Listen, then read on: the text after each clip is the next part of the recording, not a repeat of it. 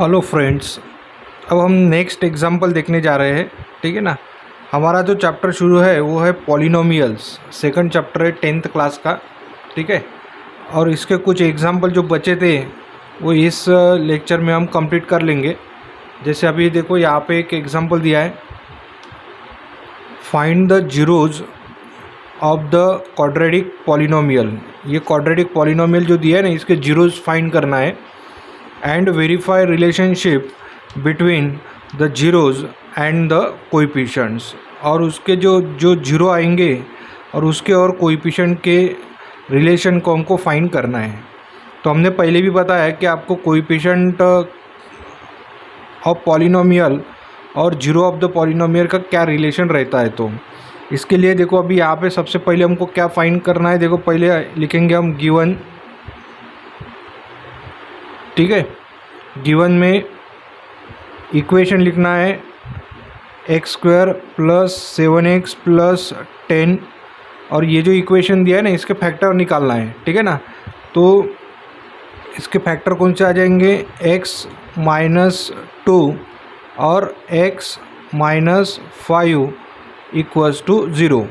लेकिन -2 -5 कितना हो जाएगा, -7 हो जाएगा। लेकिन हमको +7 होना, इसलिए हम यहाँ पे लिखेंगे x + 2 x + 5। ये इसके क्या हो जाएंगे, जीरोज हो जाएंगे। या ऐसे भी लिख सकते हैं हम, और x + 2 = 0 और x + 5 = 0। ठीक है ना। तो यहाँ पे x की वैल्यू फाइंड कर लेना है। तो x = -2 और x = -5। तो x = 2 और x = -5 ये क्या हो जाएंगे, इसके जीरोज हो जाएंगे। ठीक है ना।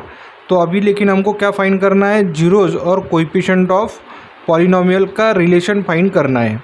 तो हमको ये पता है कि we know that sum of zeros, ये फार्मूला ही ध्यान में रखना। सम ऑफ जीरोज कितना है, देखो जीरोज की सम करना है, यानी -2 + -5 और -2 प्लस, ठीक है ना, -2 + -5, तो ये कितना हो जाएगा, -7 हो जाएगा। ठीक है ना। तो -7 को हम ऐसे लिख सकते हैं, देखो -7 / 1। तो -7 यानी क्या है, देखो ये माइनस साइन है और 7 यानी क्या है, कोएफिशिएंट ऑफ x है। तो यहाँ पे लिखेंगे हम कोएफिशिएंट ऑफ x / 1। 1 यानी क्या है, कोएफिशिएंट ऑफ x² है। तो यहाँ पे लिखेंगे हम कोएफिशिएंट ऑफ x²।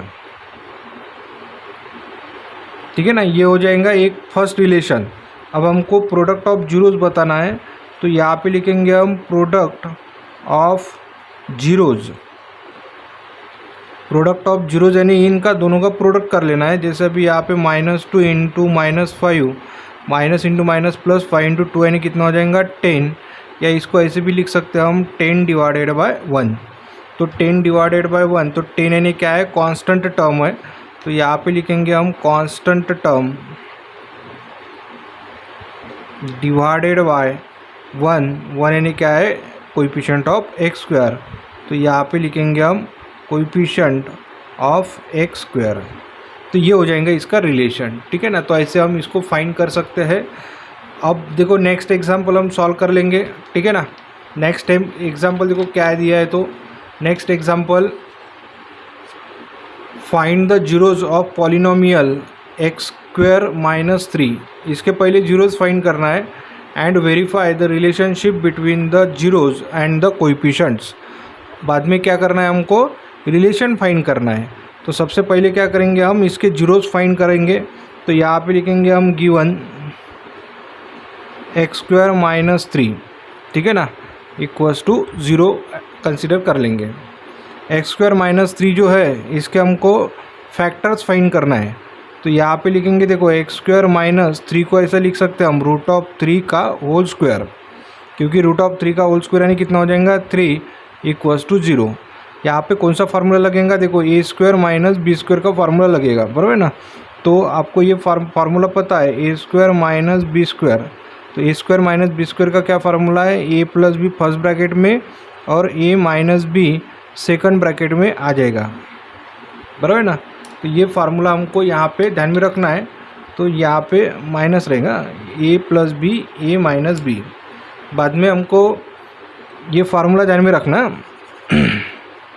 बाद में यहाँ पे इसके फैक्टर निकालेंगे तो ये फैक्टर आ जाएंगे, देखो x प्लस रूट ऑफ 3 और x minus root of 3 equals to 0।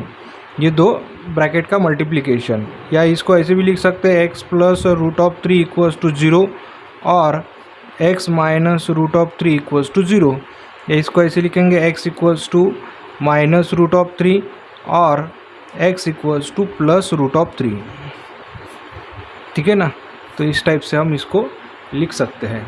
तो ये क्या हो जाएंगे, इसके जीरोज़ हो जाएंगे, ठीक है ना। लेकिन हमको अगर फाइंड करना है, रिलेशन फाइंड करना है, तो रिलेशन फाइंड करने के लिए हमको फर्स्ट रिलेशन यानी देखो सम ऑफ जीरोज़।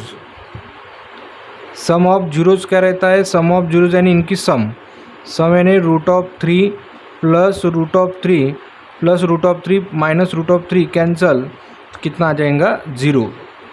तो 0 यानी क्या है, देखो 0 को हम ऐसे लिख सकते हैं 0/1। और 0 यानी क्या है, देखो यहाँ पे अगर यही इक्वेशन अगर आपने प्रॉपरली अगर इसको लिखा तो ये इक्वेशन इस टाइप से आ जाएगा x² plus 0x minus 3 equals to 0। इसकी मिडल वाली टर्म जो नहीं दी है ना, इसको हम 0 लिखेंगे। तो यहाँ पे हम लिख सकते देखो 0 यानी क्या है, कोएफिशिएंट ऑफ x। लेकिन यहाँ पे माइनस होना ना, तो इसलिए हमको क्या करना है, इसको माइनस एक बार लिखना है, अंदर एक बार माइनस लिखना है। माइनस माइनस क्या हो जाएगा प्लस। तो हम यहाँ पे लिखेंगे माइनस 0 यानी क्या है, कोएफिशिएंट ऑफ x है डिवाइडेड बाय 1 यानी क्या है, कोएफिशिएंट ऑफ x²। लेकिन यहाँ पे माइनस साइन आने को होना, क्योंकि 0 की साइन कौन सी है, माइनस है। तो इसलिए हमको क्या करना है, यहाँ पे माइनस साइन आने को होना है। इसलिए आपको क्या करना है, यहाँ पे माइनस साइन रखना है, यानी ऐसे इक्वेशन लिखना है x² minus 0x minus 3 equals to 0। ठीक है ना। तो ये माइनस और माइनस 0 यानी क्या है, कोएफिशिएंट ऑफ x है। तो यहाँ पे लिखेंगे कोएफिशिएंट ऑफ x और 1 यानी क्या है, कोएफिशिएंट ऑफ x² है। बाद में हमको नेक्स्ट रिलेशन बताना है product of zeros. Product of zeros यानी देखो क्या है, तो प्रोडक्ट ऑफ जीरोज़ यानी ये दो जीरोज़ का प्रोडक्ट करना है। तो यहाँ पे लिखेंगे रूट ऑफ 3 और यहाँ पे प्लस रूट ऑफ 3। तो कितना हो जाएगा, minus root of 3 into root of 3 यानी रूट ऑफ 3 का स्क्वायर यानी 3 हो जाएगा। या इसको ऐसे भी लिख सकते हैं हम -3/1। तो -3 यानी क्या है, देखो कोएफिशिएंट ऑफ कांस्टेंट टर्म है, बराबर ना। तो यहाँ पे लिखेंगे हम कांस्टेंट टर्म डिवाइडेड बाय 1 यानी क्या है, x² का कोएफिशिएंट है। तो यहाँ पे लिखेंगे हम कोएफिशिएंट ऑफ x²। तो ये हो जाएगा इसका relation between the zeros and coefficient of zeros. ठीक है ना। तो इस टाइप से हम इसके कोएफिशिएंट और उसके जीरोज़ बता सकते हैं। तो इस टाइप से हमारा ये इक्वेशन होगा। ये हमारे बुक के क्वेश्चंस है। बाद में हम नेक्स्ट वाला एग्जांपल सॉल्व करेंगे। देखो नेक्स्ट एग्जांपल कौन सा दिया है, देखो find a quadratic polynomial.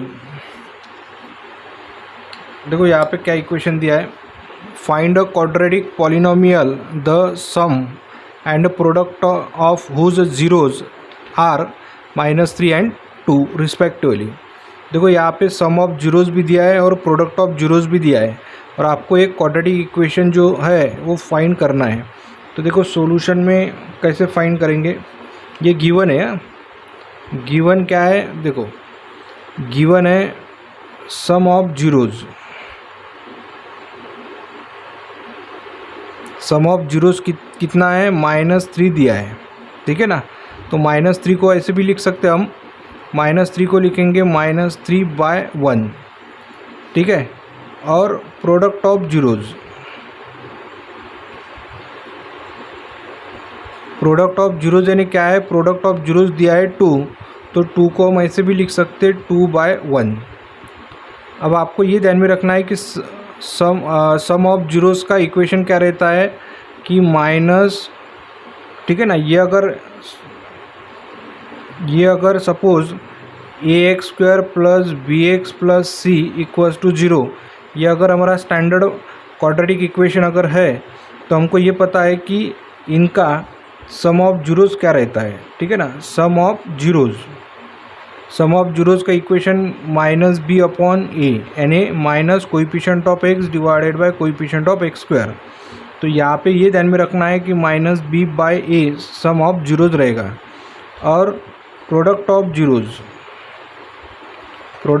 Zeros ये भी इक्वेशन ध्यान में रखना है कि सी बाय ए रहता है करके, और ये भी क्या आएगा, C by A product of zeros.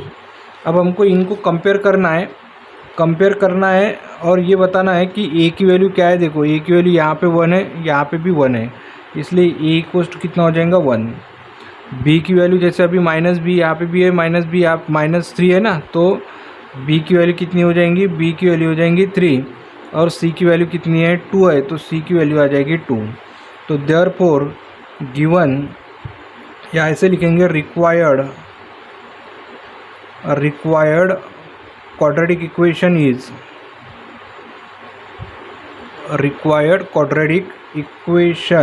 Is a की जगह क्या पुट करना है 1, तो 1x² प्लस 3x प्लस 2, और इसको ऐसे भी लिख सकते हैं हम x² प्लस 3x प्लस 2, और ऐसे हम ये इक्वेशन सॉल्व कर सकते हैं।